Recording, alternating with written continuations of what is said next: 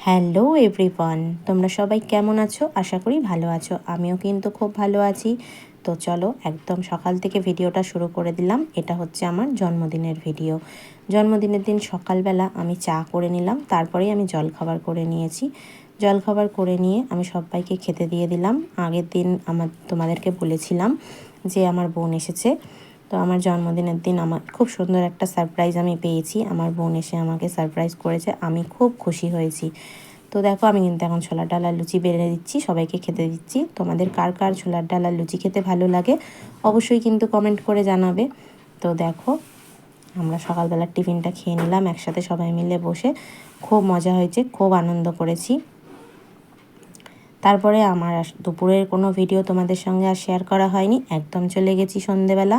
তোমরা এর আগে দেখেছিলে দুপুরবেলার ভিডিওটাতে আমার বোন আমাকে সাজিয়ে গুছিয়ে খেতে দিয়েছে। তো তারপরেই একদম সন্ধেবেলা চলে গেছি। দেখো কেকটা কিন্তু আমার বোন আর আমার ছেলে দুজনে মিলে ডেকোরেশন করছে। কেকটা কেমন হয়েছে তোমরা কিন্তু অবশ্যই বলবে কমেন্ট করে কেকটা কেমন হয়েছে। আর দেখো কি সুন্দর করে সাজিয়ে নিচ্ছে। আমার ছেলে কিন্তু খুব উৎসাহী ছিল এই ব্যাপারটা নিয়ে যে মাম্মার জন্মদিন করব, আর সত্যি সত্যিই ও করেছে ওর বাবার সাথে দুজনে মিলে। Happy birthday to you, happy birthday to you, happy birthday dear Sathi, happy birthday to you.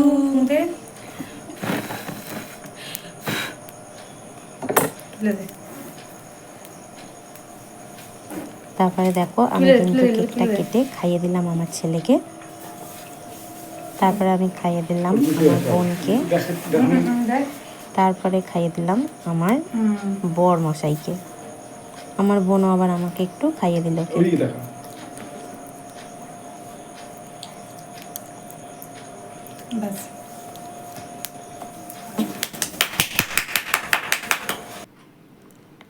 তারপরে দেখো আমার বোন একটু ভিডিও করে নিল আমাদের সাথে।